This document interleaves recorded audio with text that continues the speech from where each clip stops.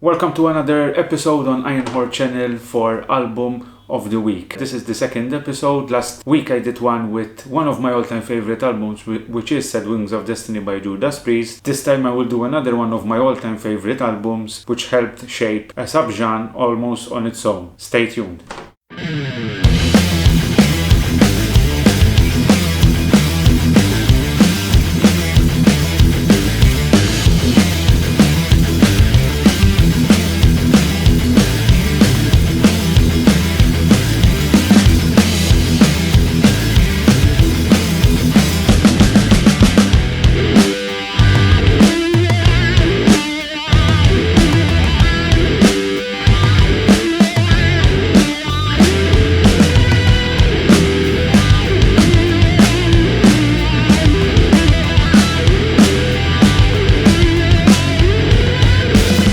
Here's to all metal maniacs, another episode of Album of the Week, second episode to be more precise.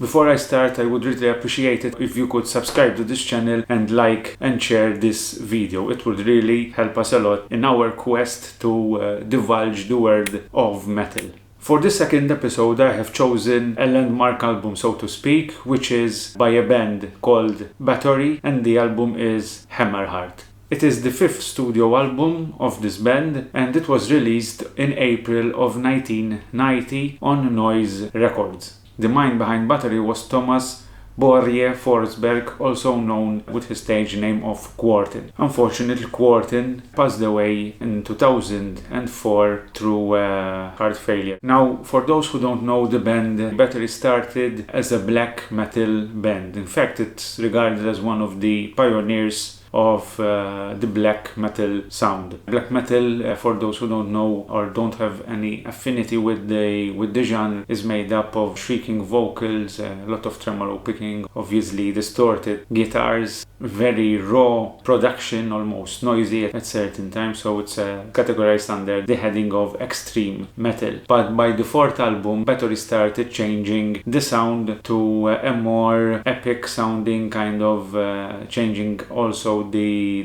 theme of the lyrics, whereas the first three consisted of anti-Christian lyrics, satanistic almost lyrics. The subsequent albums, they tackle the subject of Norse mythology, folk tales, paganism, and this kind of subjects. From the fourth album, which is now named Blood, Fire, Death, the tracks got even longer. So in order to include this feeling, these emotions of epicness, Bathory started including a lot of background sounds, choirs, trying to capture the feeling of battles, of pillaging, associated generally with the Vikings. Then after the fourth album, obviously, came their fifth album, which is named Hammerheart, and is the album I'm going to speak about today, which is this one over here. This is a more refined, a more concise, a more knowledgeable kind of album with regards to this new style that Bathory was going after. Actually, Quarten was going after, because Bathory is to a certain extent a one-man band. As you can also see from the cover art here,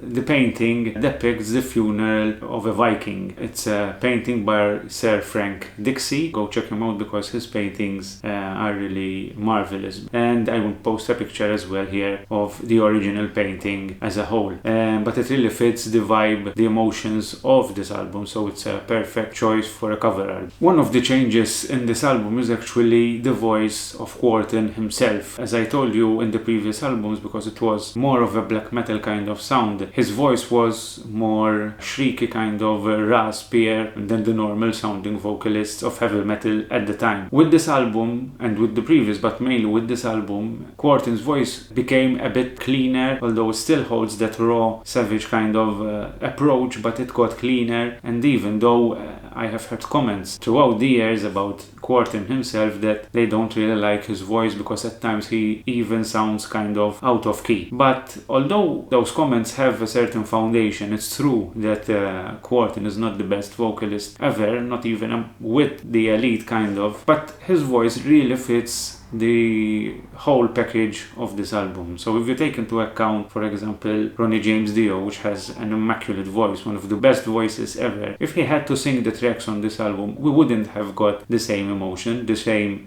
feelings that Courtney wanted to transmit. The voice of Courtney here, it sounds like it's a Viking peasant who lives in that dispersed village in the mountains full of snow, who adheres to the culture of his people and is religiously strict. That's the kind of vibe I get, and it's like that person singing on this album here. And the lyrics in this album, since they tell about tales and folklore legends, it really fits the vibe of this album, because it's like that person is speaking to us through this kind of music. This style that was being created from Bloodfire Death with this one, Hammerheart, and even subsequent albums, came to be known later on as Viking metal. Mainly not because of the sound, but mainly because of the themes being spoken about in this style of music. Now, for me, I don't really like to label this album as Viking metal, because later on the evolution of this kind of sub-genre, let's say, really evolved in a way that it has nothing to do with the sound that you will hear when you put this album on. So for me, this is like a slower approach to black metal with Viking lyrics. In some parts it's even trashy at a certain extent. It even has some doom metal parts in it as well. For example, if you hear one of the riffs in Baptized in Fire and Ice, that riff would fit perfectly in a Candlemas album, so to speak. Candlemas, who plays epic doom metal, and I have spoken about them at length, about their first album, in the previous video. Check it out. I'll be putting a link up here. Every riff, every part, every sound effect, every choir is really at the right place, at the right time of the music, at the right time of the album. And that takes a lot of skill, a lot of talent on Courtney's part. Okay,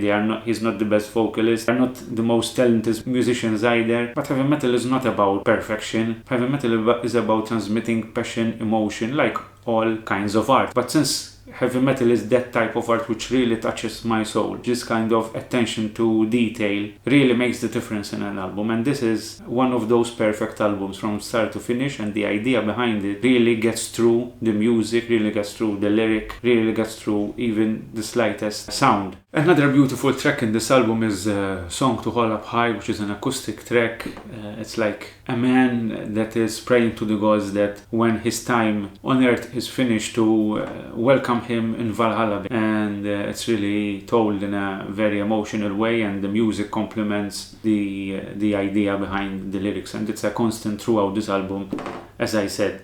Closing of this album is possibly Bathory's most famous track ever, which is One Road to Azabay, and apart from being a great track, it's also the only track ever by Bathory to have a video associated with it.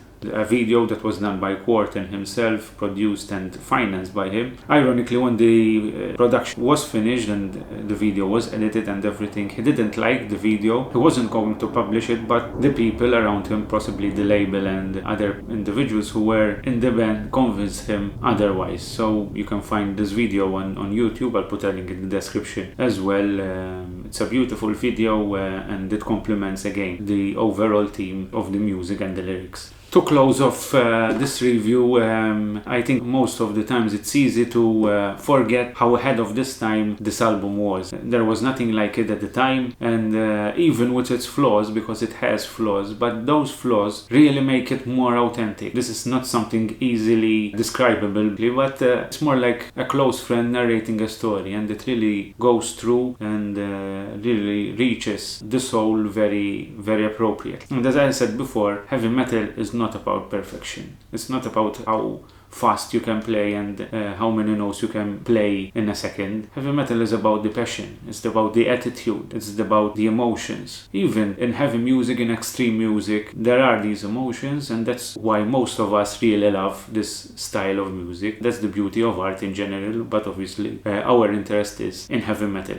So that is all for this week's album of the week episode. If you haven't done so yet, please subscribe, share, like this video. Stay tuned, because we'll have another album of the week episode next Wednesday, and obviously next weekend we'll have another video for you as well, with a particular subject which I will choose, and grab some albums and go into detail and why they have been influential to that particular subject. Hope you like the content, and until then, stay safe and metal on.